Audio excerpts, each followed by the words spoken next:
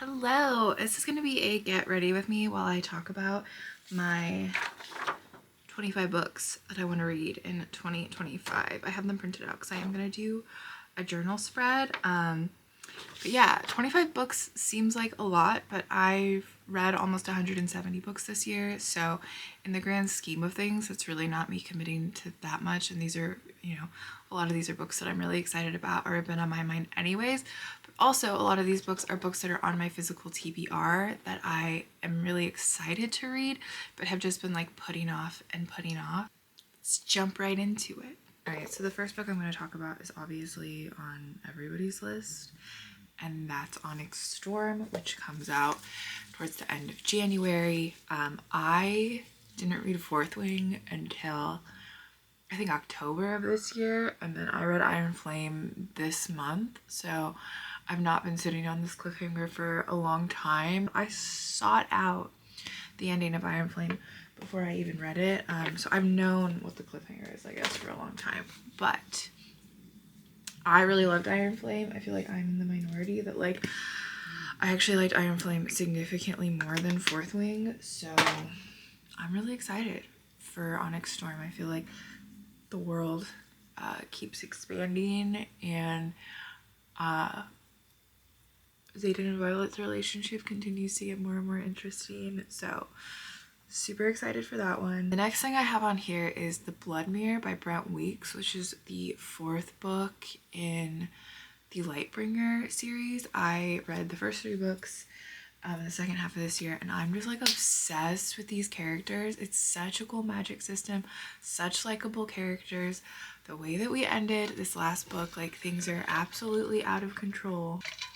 So I'm really excited, and I really cannot wait to continue. It's been taking like everything in me to read my actual TBR this month and to not just keep reading the series. The next book on this list is Daughter of No World, and like I'm probably gonna read obviously this whole series by Carissa Broadbent, which is, I think it's like the first series she wrote. Like she wrote it before Crowns of Nyaxia. I read Crowns of Nyaxia this year and just fell head over heels in love with Carissa Broadbent and her writing. So I'm so excited to start a new series. I've heard that the magic system in these books is really interesting.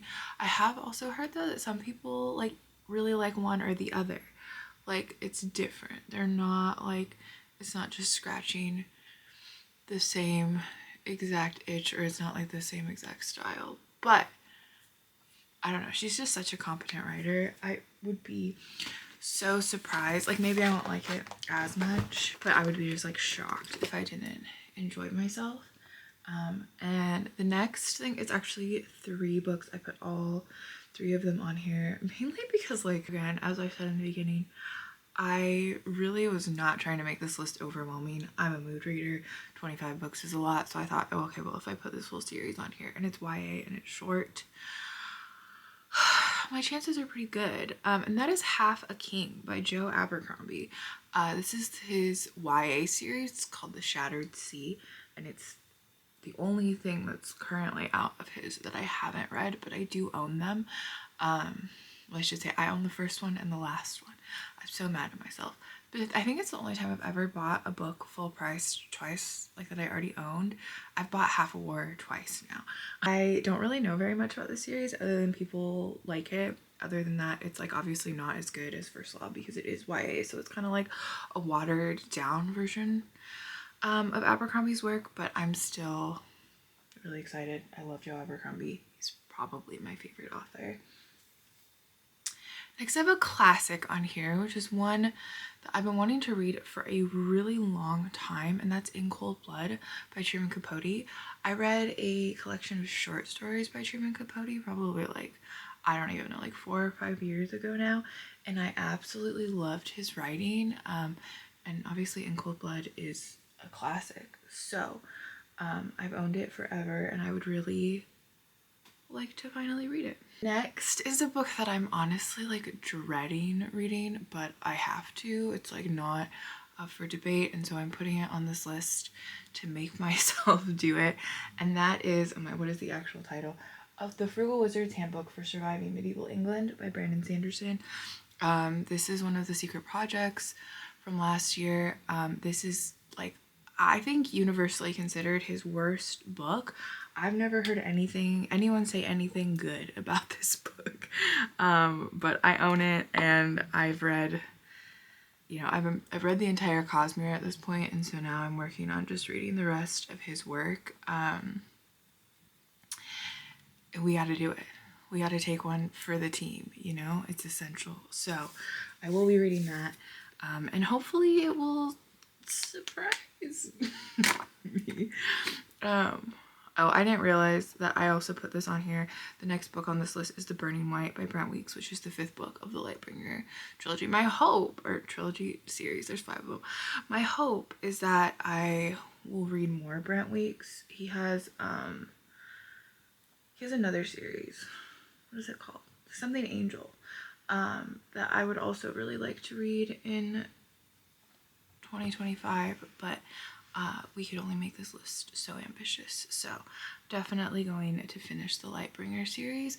People say the ending really is not great, and I'm very scared. First new release, technically this is a 24 release. I think this comes out in 2 days on December 30th, and depending on the goofy silly mood I'm in, I might end up reading it before the new year. But Lillian Lark has a new book coming out in her like monster matchmaker series, or monster bathhouse, whatever, called Married to the Devil.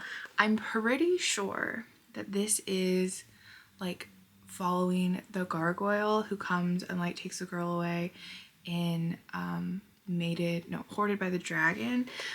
This is like following their story. I have a very like love-hate relationship with Lillian Lark's books. They're all like a very silly, goofy monster romance time, but depending on like what kink she explores, some of them are really my thing, and then some of them are really not my thing. Like, I hated Entranced by the Basilisk, but I loved Hoarded by the Dragon. So I also really liked Stalked by the Kraken. Also very good. So Married to the Devil seems like it will be up my alley. I'm excited for it. Next, we have The Flame King's Queen by Chloe Chastain.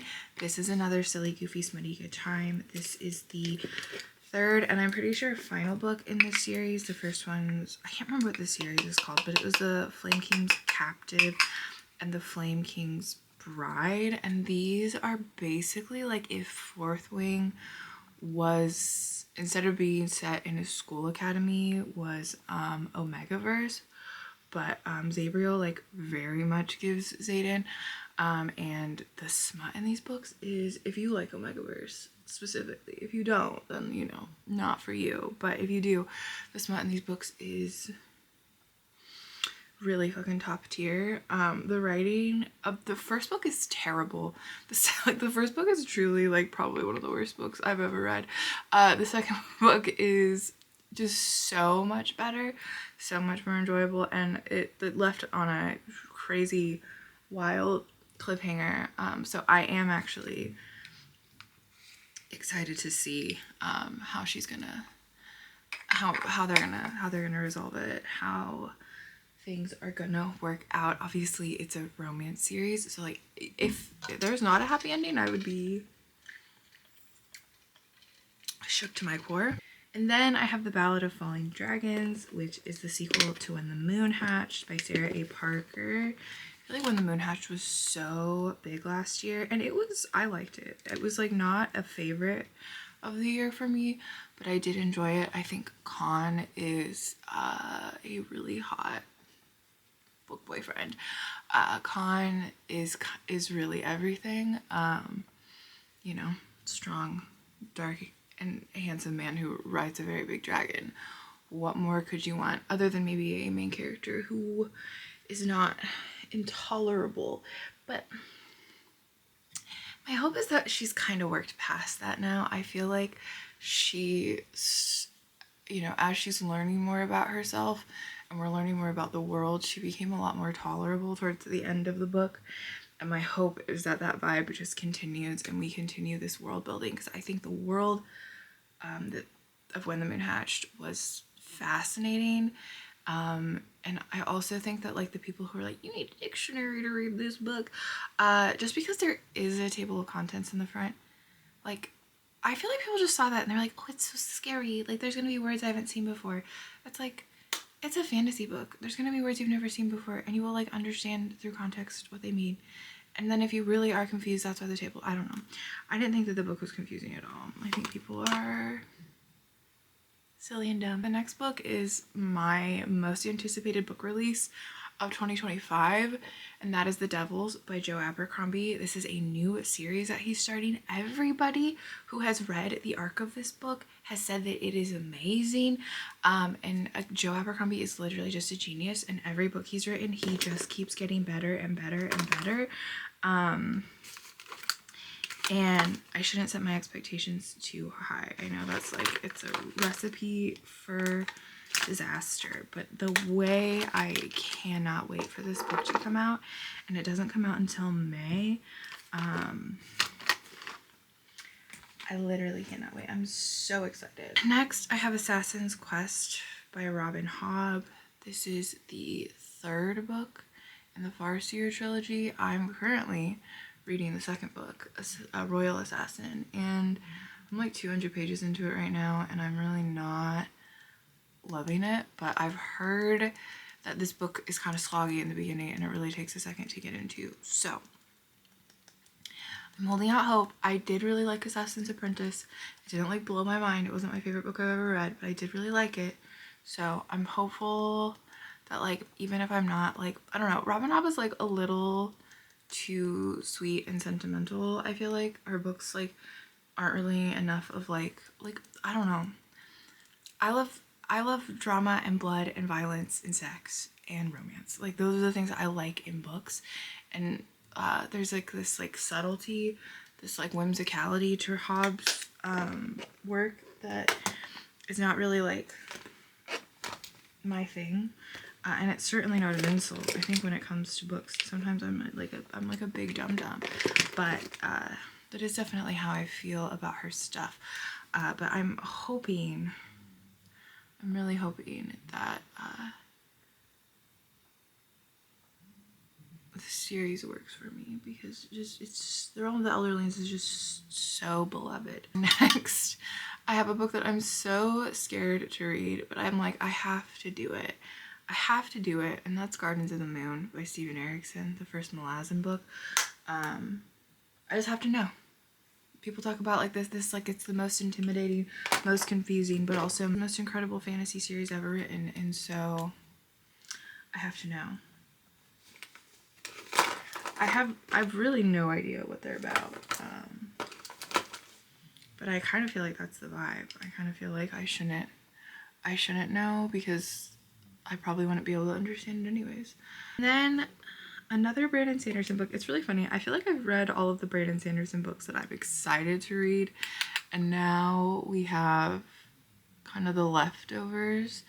But to be fair, I was also really not excited for Mistborn Era 2 and then had a good old time, so maybe I will also really enjoy Skyward. This is the first book in his young adult sci-fi series. I also have a copy of this already. I think my hesitance is that I don't think that Brandon Sanderson is very good at writing teenage girls. I think that is his weakest point as an author, but he loves to write them. And I'm just hoping that I like enjoy this main character and it's not like a Vin situation. Then I have the final two books that are released in the Red Rising saga, Dark Age and Lightbringer. I read Iron Gold this month, and after taking quite a break in between reading, I think I read Morningstar in March. And it's one of my favorite things I've read all year. I loved Iron Gold. Like, I loved that book. And I literally could not wait. So last night while I was bedazzling my copy of Empire the Vampire, which is the thing that I've been doing. I used one of my Audible credits to get the Dark Age audiobook and started listening to it. So it's definitely gonna happen. I'm so in love with this series right now. I just think Pierce Brown is... he's a little genius. And the way that I'm loving Red Rising is really making me feel like I want to read the Expanse series by James A. Corey. Like this like space opera vibe is really...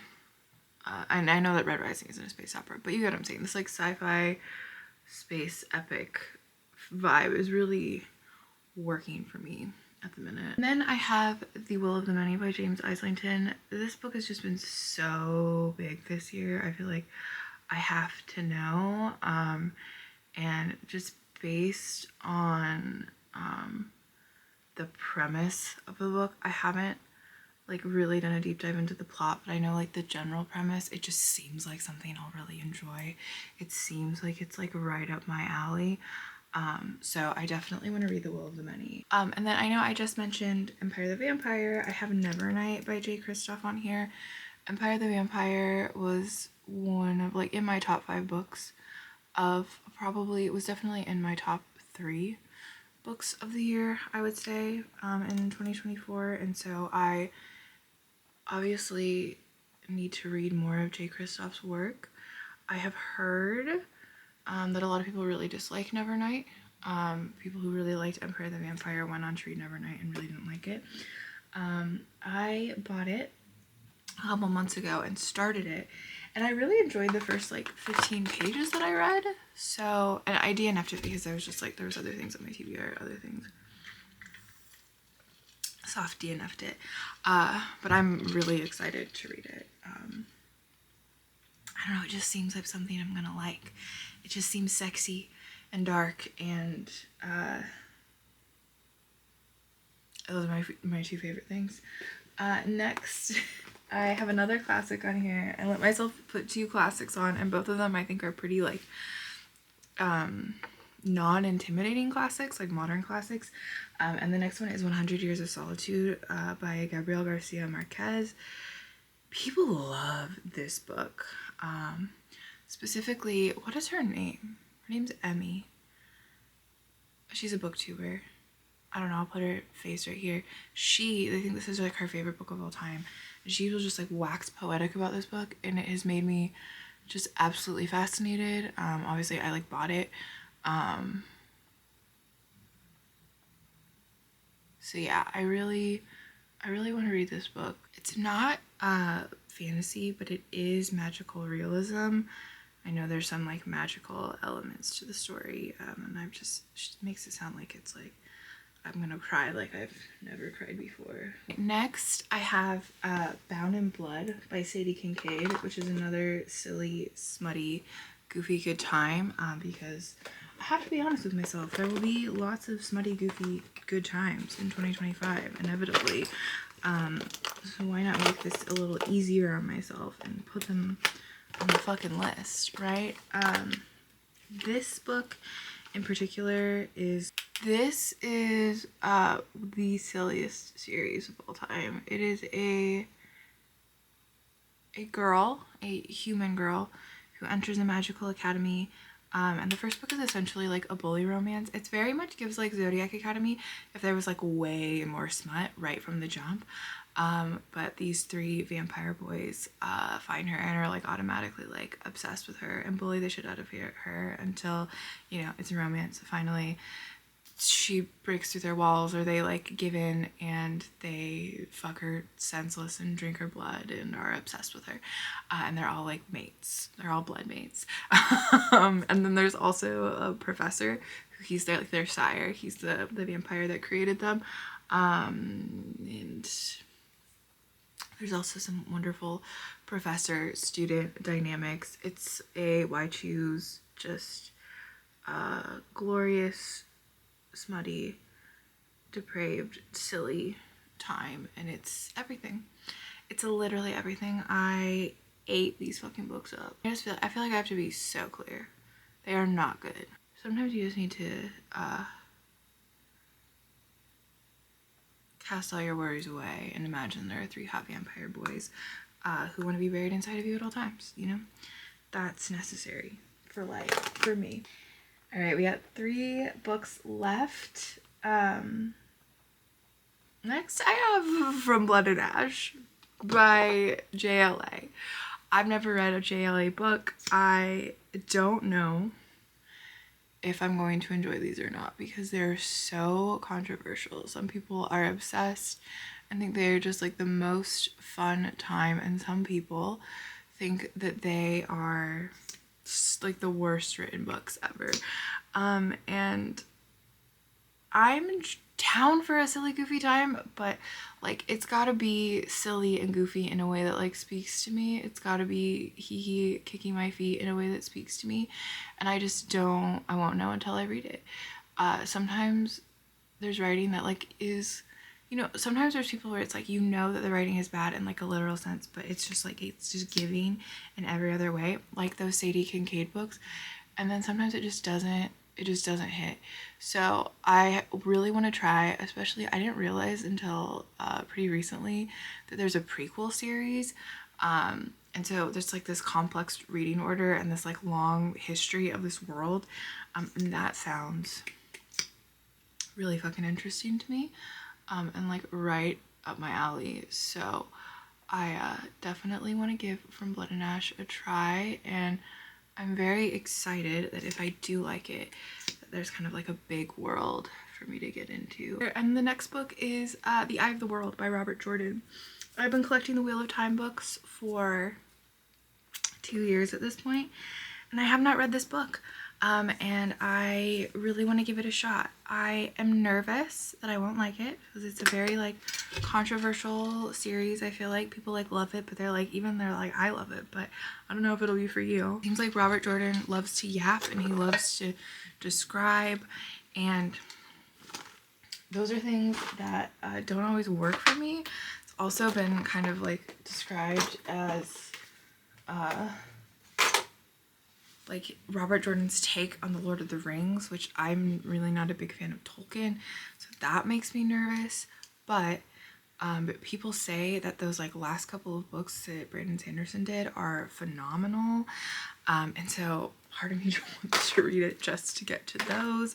But I don't know, I love a big epic fantasy series. I love a good cast of characters, and it seems like you really get that in this series, and the audiobooks are narrated by the same people that do the Stormlight audiobooks, so that's interesting to me as well.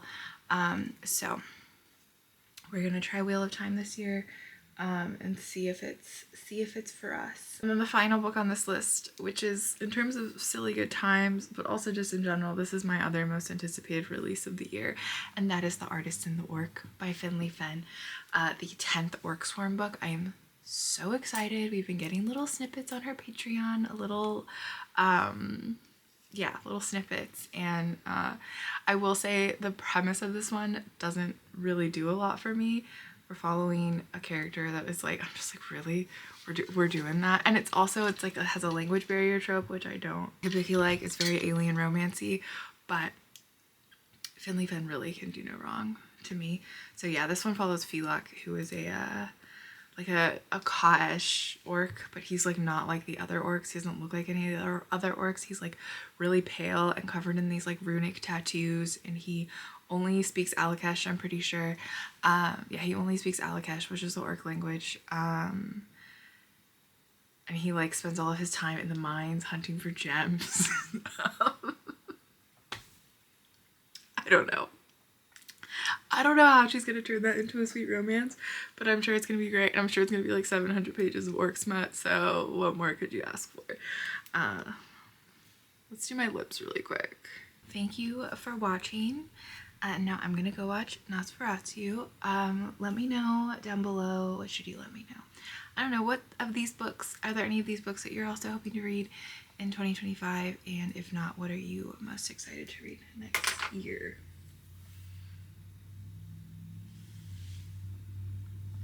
That was not as satisfying as I had hoped it would be. Thanks for watching. Bye.